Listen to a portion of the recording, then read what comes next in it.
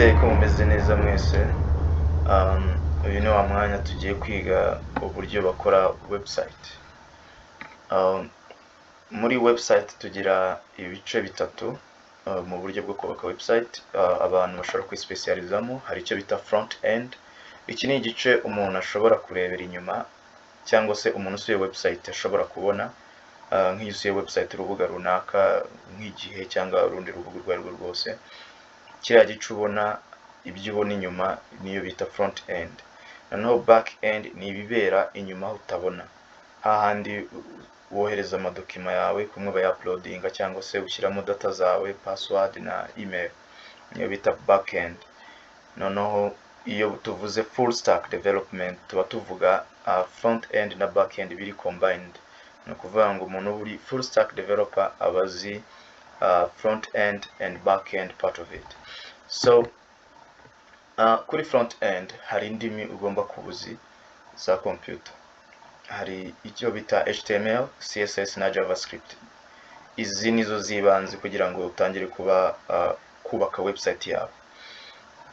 HTML iguha nk'icyo nakita ishusho cyangwa se base cyangwa fondation, icyo twakita structure ya website yawe, hamwe na CSS katuma website yawe ushobora kuba nziza, ishobora gutuma isa neza, nk'uko wubaka inzu ukaba washyiraho amarangi n'utundi tuntu tw'utudekorasiyo twiza. JavaScript noneho yo ituma ya nzu yawe ushobora kuba wafunga ugafungura, ni ukuvuga ngo ituma website yawe ushobora kuba interactive, wakinteractinga nayo, so ntibe nk'ikintu kiri static kiri aho ngaho.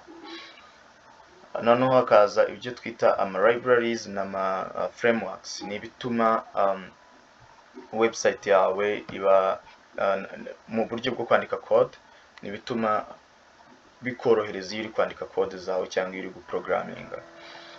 Hari icyo twakita SAS ni library ya CSS na Bootstrap, Lace, izi zose ni zifashishwa na CSS kugira ngo ukore website nziza kandi bitagutwara umwanya wo kwandika code nyinshi cyane.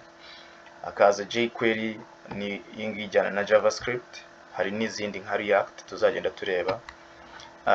Akaza noneho icyo bita backend. Backend tugira icyo bita PHP, ni ururimi rwa mudasobwa.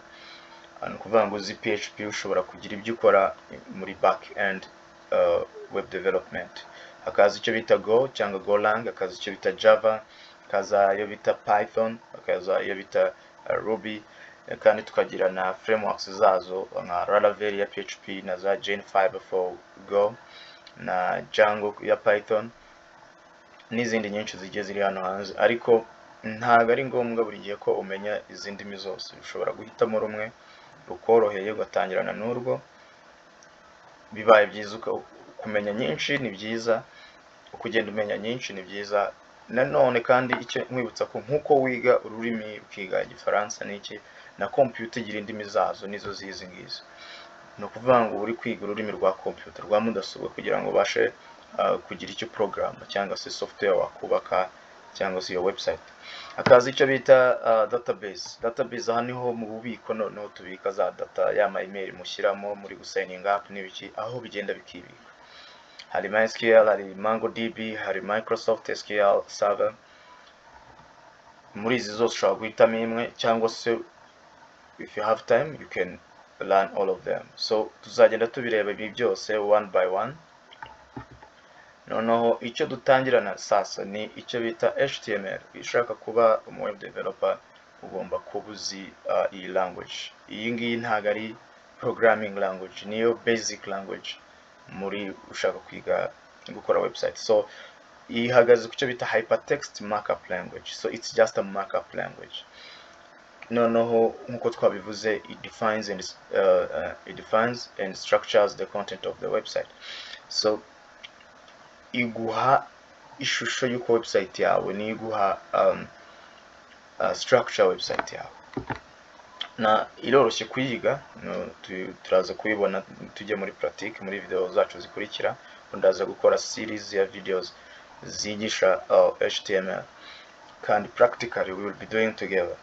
So it's not actually a programming language twabivuze, kandi nta kindi kintu bigusaba kuba ufite laptop gusa. Ushobora gufata text editor iyo ariyo yose. Nk'ubu ngubu benshi bakoresha Visual Studio Code, ariko nubwo waba ufite notepad muri noza yawe ushobora kwita utangira ukandika code za HTML. Kandi noneho nta kintu wenda kugura, ntabwo ari ikintu ugenda ngo ugure kugira ngo ukoreshe HTML. It is free.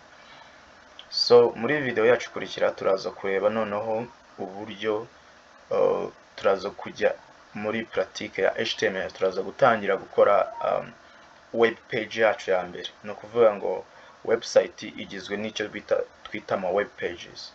So ni website aba ari collection y'ama pages, y'ama web pages agiye atandukanye. So turaza kubireba muri video yacu ikurikira. Sawa, murakoze cyane.